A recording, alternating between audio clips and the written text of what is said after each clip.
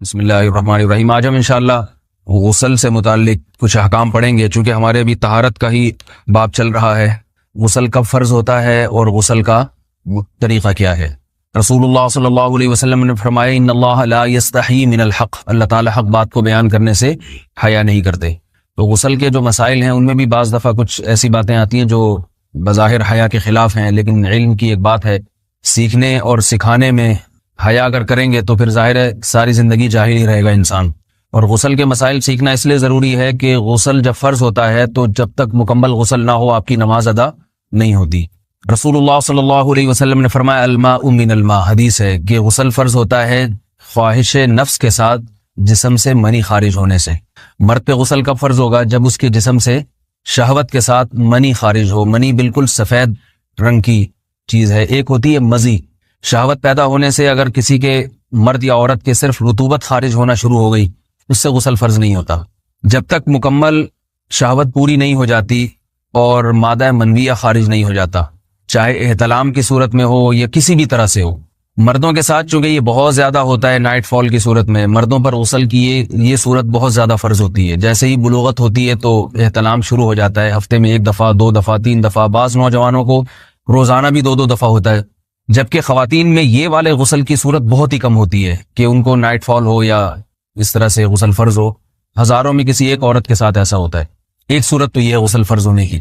دوسری صورت کیا ہے کہ جب انسان اپنی زوجہ کے ساتھ ملاپ کرے اور انٹرکورس ہو جائے، چاہے اس صورت میں ڈسچارج دونوں میں سے کوئی ہو یا نہ ہو، لیکن دونوں پہ غسل فرض ہو جائے گا، مرد پہ بھی اور عورت پہ بھی۔ یہ تو مردوں کے غسل کے فرض ہونے کا ہے۔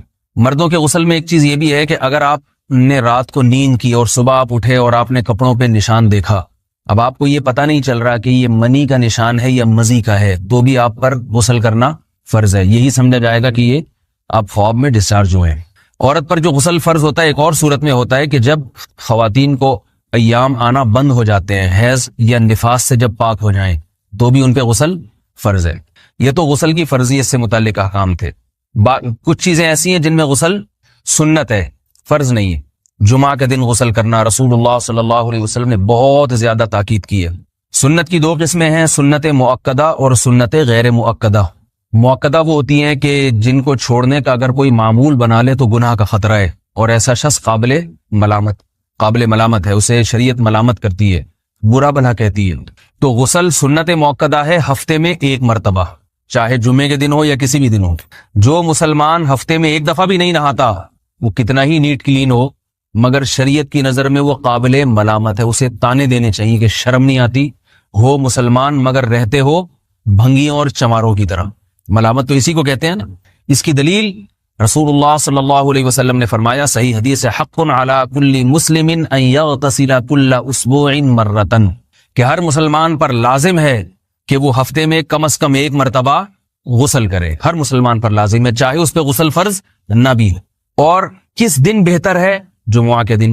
نبی صلی اللہ علیہ وسلم نے حکم دیا ہے کہ جمعے کے دن غسل کیا جائے۔ امام احمد ابن حنبل کا مذہب یہ ہے کہ جمعے کے دن غسل کرنا واجب ہے، صرف سنت نہیں ہے بلکہ واجب ہے، لیکن جمہور کا مذہب یہ ہے کہ سنت عمل ہے۔ غیر مسلم جب اسلام قبول کرتا ہے تو اس وقت بھی اس کے لیے غسل کرنا سنت ہے۔ جب ہم مردے کو نہلاتے ہیں تو جو مردے کو نہلائے اس کے لیے بھی خود غسل کرنا افضل ہے، سنت عمل ہے۔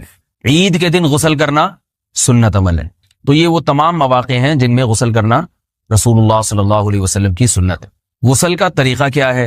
غسل میں 3 چیزیں فرض ہیں، منہ بھر کے قلی کرنا، ناک میں پانی ڈالنا کہ ناک کی جو نرم جگہ ہے یہ اچھی طرح تر ہو جائے، اور پورے جسم پہ 1 مرتبہ پانی بہا دینا کہ جسم میں بال کے برابر جگہ بھی خشک نہ رہے۔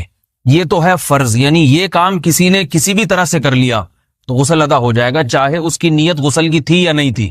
کوئی آدمی چلتا ہوا جا رہا ہے، پھسل کے تالاب میں گر گیا، پورے غوطے کھا کے باہر نکلا، قلی کر لے اور ناک میں پانی ڈال لے تو غسل اس کا ادا ہو جائے گا۔ البتہ چونکہ نیت نہیں تھی لہذا غسل کا ثواب نہیں ملے گا، ثواب نیت کے بغیر نہیں ملتا انسان۔ دلائل اس کے الگ موضوع ہے کہ اس کی دلیل کیا ہے کہ بغیر نیت کے بھی غسل ہو جاتا ہے، لیکن میں نے بتایا دلائل کا سیشن نہیں ہے، اس میں پھر بات لمبی ہو جائے گی۔ تو یہ تو ہے فرض، پورے جسم پہ پانی بہانا، کلی اور ناک میں پانی۔ سنت طریقہ کیا ہے؟ رسول اللہ صلی اللہ علیہ وسلم غسل کیسے کرتے تھے؟ سنت طریقہ جس پہ جو اختیار کرنا چاہیے، وہ طریقہ یہ ہے کہ جب آپ غسل کے لیے بیٹھیں تو سب سے پہلے وہ جگہ دھوئیں جہاں نجاست اور ناپاکی لگی ہوئی ہے. نائٹ فال ہوا, کسی کو احتلام ہوا, تو جہاں جہاں گندگی لگی ہے پہلے اس جگہ کو دھوئیں. استنجا کریں, شرمگاہ کو دھوئیں اچھی طرح. سمجھ رہے ہیں بات کو؟ اس کے بعد ہاتھ دھوئیں اور مکمل وضو کریں جیسے ہم عام حالات میں وضو کرتے ہیں.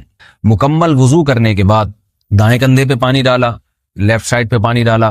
پہلے زمانے میں تو چلو سے غسل ہوتا تھا, ہاتھ دھو لیے تو اب چلو سے پانی لے کے یہاں ڈالا جا رہا ہے, چلو سے پانی لے کے یہاں ڈالا جا رہا ہے, پورے جسم پہ ملا جا رہا ہے, اور چلو سے پانی لے کے 3 دفعہ سر پہ ڈالا جا رہا ہے. تو آج کل چلو الو تو ہے نہیں, شاور کے نیچے جا کے کھڑے ہو جاتے ہیں. تو اس میں یہ کہ شاور کھولے اس میں کھڑے ہو جائیں, سارے چلو اس میں خود بخود ہی ہو جائیں گے, پورے جسم پہ پانی بہہ جائے گا. نبی صلی اللہ علیہ وسلم کے دور میں یہ جدید چیزیں نہیں تھیں, شیمپو اور صابن. تو آپ صلی اللہ علیہ وسلم بیری کے پتوں سے غسل کی ترغیب دیا کرتے تھے. بیری کے پتوں کو اگر پانی میں پکایا جائے تو پانی میں میل کچیل صاف کرنے کی صلاحیت بہت بڑھ جاتی ہے. ہمارے زمانے میں اس تکلف کی ضرورت نہیں ہے, صابن ملتے ہیں اس سے نہایا کریں. بہرحال کہنے کا مقصد یہ آپ لوگوں سے, تو یہ سنت طریقے سے غسل ہو جائے گا آپ کا. سمجھ رہے ہیں بات کو؟ سب سے پہلے استنجا کیا, اس کے بعد وضو کر لیا, اس کے بعد غسل کر لیا.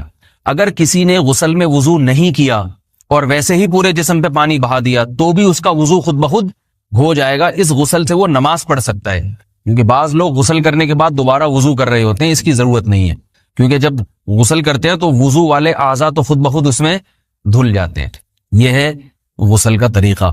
وضو کیسے ٹوٹتا ہے؟ جن چیزوں سے غسل فرض ہوتا ہے ان چیزوں سے وضو تو بہرحال ٹوٹتا ہی ہے. اس کے علاوہ بھی وضو ٹوٹتا ہے. اس سے پچھلے لیکچر میں نے کچھ تفصیل بتائی تھی کہ نجاست جسم سے کہیں سے بھی خارج ہو جائے یا نجاست نکل کے بہہ پڑے. اگر قضاء حاجت کی جگہوں سے نجاست خارج ہوئی ہے تو نظر بھی آ جائے وضو ٹوٹ جائے گا, اور قضاء حاجت کے علاوہ جگہوں سے اگر نجاست خارج ہوئی ہے, خون وغیرہ ہے جیسے, تو جب تک نکل کے بہے گا نہیں تو اس وقت تک وضو نہیں ٹوٹے گا. سمجھ رہے ہیں بات کو؟ وضو کا طریقہ کیا ہے؟ سب سے پہلے دونوں ہاتھوں کو دھویا جائے, 3 دفعہ کلی کی جائے, مسواک کی جائے, 3 دفعہ ناک میں پانی ڈالا جائے, پھر پورے چہرے کو پیشانی, یہ جو ہے جہاں سے پیشانی ہماری شروع ہو رہی ہے اور تھوڑی کے نیچے, تھوڑی جہاں ختم ہو رہی ہے, اور ایک کان کی لو سے دوسرے کان کی لو تک 4 اعضاء ہیں وضو میں دھونا فرض ہیں. 1 چہرہ, نمبر 2 بازو, نمبر 3 سر کا مسا, چوتھا ہی سر, اور نمبر 4 پاؤں کو دھونا. اس کی دلیل قرآن مجید کی مشہور آیت ہے فَاغْسِلُوا وُجُوهَكُمْ وَأَيْدِيَكُمْ إِلَى الْمَرَافِقِ. اللہ فرماتے ہیں ایمان والو, جب نماز کا ارادہ ہو تو اپنے چہروں کو اور اپنے ہاتھوں کو دھو, سر کا مسا کرو اور پاؤں کو ٹخنوں سمیت دھو. دھونے کا حکم ہے قرآن مجید میں. البتہ سر کے بارے میں یہ نہیں ہے پورے سر کا مسا کرو, بلکہ آ رہا ہے وَامْسَحُوا بِرُؤُوسِكُمْ. با کا لفظ ہے, با آتی ہے تبعیض کے لیے کہ سر کے بعض حصے کا مسا. اب بعض حصے کا قرآن حدیث میں کہیں تذکرہ نہیں ہے, تو اس میں فقہاء کرام کے اجتہادات ہیں. امام شافعی فرماتے ہیں تھوڑا سا بھی ٹچ کر لیا سر کو ہو جائے گا. امام ابو حنیفہ فرماتے ہیں نہیں, کم از کم 1/4 کا ہونا ضروری ہے. سب کے اپنے اپنے دلائل ہیں, ان دلائل میں نہیں جاتا. فقہ حنفی کو جو فالو کرنے والے ہیں تو ان کو چاہیے کم از کم 1/4 سر کا مسا, یہ فرض ہونے کے لیے ضروری. مگر سنت کیا ہے؟ پورے سر کا مسا. نبی صلی اللہ علیہ وسلم دونوں ہاتھوں کو بھگو کے پورے سر کا مسا کرتے تھے ایسے. سمجھ رہے بات کو؟ اور مسا کے جو یہ ٹیکنیکل طریقے ہیں کہ آپ یوں پہلے انگلی بنائیں, پھر یوں لے کر جائیں, پھر یوں گھما کے لائیں, پھر یوں, یہ ٹیکنیکل طریقے حدیث سے ثابت نہیں. مسا کا طریقہ کیا ہے؟ بھیگا ہوا ہاتھ لے کے ایسے پورے سر کو ہو گیا. پھر حدیث میں یہ بھی ہے کہ یوں لے جاؤ اور یہ بھی ہے کہ 2 واپس بھی لے کر آؤ, دونوں طرح سے ثابت. تو ایسے بھی کر سکتے ہیں کہ یوں لے جائیں, اور ایسے بھی کر سکتے ہیں لے کے جائیں اور پھر واپس بھی لے آئیں, دونوں طریقے جائز ہیں. لیکن کم از کم سنت اتنی ہے کہ پورے سر کا مسا ہونا چاہیے. بعض لوگوں کو شو مارنے کا شوق ہوتا ہے, اگر وہ واپس لائیں تو بال ان کے خراب ہو جاتے ہیں, کہتے ہیں یار یہ پھر مسئلہ خراب ہو جائے گا. تو پھر ایسے لوگ صرف یوں ہی لے جائیں کافی ہے. افضل تو یہ کہ یوں بھی لے جائیں, یوں بھی لے جائیں, دونوں طرح سے صحیح ہے. بہرحال دونوں حدیث سے ثابت ہیں. سمجھ رہے ہیں بات کو؟ اور یہاں ایک اہم مسئلہ بتا دوں, قرآن مجید نے پاؤں کو دھونے کا حکم دیا ہے, پاؤں پہ مسا کرنے کا حکم نہیں دیا. اور حدیث میں خفین پر مسا کرنے کا حکم ہے. تو قرآن اور حدیث کو فقہا نے جمع کیا ہے. لہذا وہ موزے جن میں آسانی سے پاؤں دھوئے جا سکتے ہیں ان میں چاروں ائمہ کے نزدیک پاؤں پہ مسا کرنا جائز نہیں. سعودی عرب میں جو بعض سلفی حضرات اور یہاں ہمارے ہاں بھی اہل حدیث حضرات نے عام موزوں پر بھی جو مسا کی ایک روایت ڈال دی ہے, اسلاف میں, تابعین, تبع تابعین میں اور چاروں ائمہ کے مذاہب میں اس کا ثبوت نہیں ملتا. اگر اسلاف میں کوئی قائل بھی ہے تو ایک شاذ قول, اکا دکا قول ملتا ہے, ورنہ یہ ائمہ اربعہ کے مذہب کے خلاف ہے. اور جو احادیث جو نقل ہوتی ہیں صحیح سند کے ساتھ ان کے بھی خلاف اور قرآن کی آیت کے بھی خلاف ہے. اس لیے کسی نے عام ساکس پہ اگر مسا کر لیا، جو عام طور پہ آفس پہن کے جاتے ہیں لوگ، اس میں تو پاؤں، آپ اگر ساکس کو پانی کے نیچے رکھیں پورا پاؤں دھل جائے گا آرام سے. تو وہاں کیا ہو رہا ہے کہ قرآن مجید کے حکم کی مخالفت لازم آ رہی ہے، آپ پاؤں دھو نہیں رہے.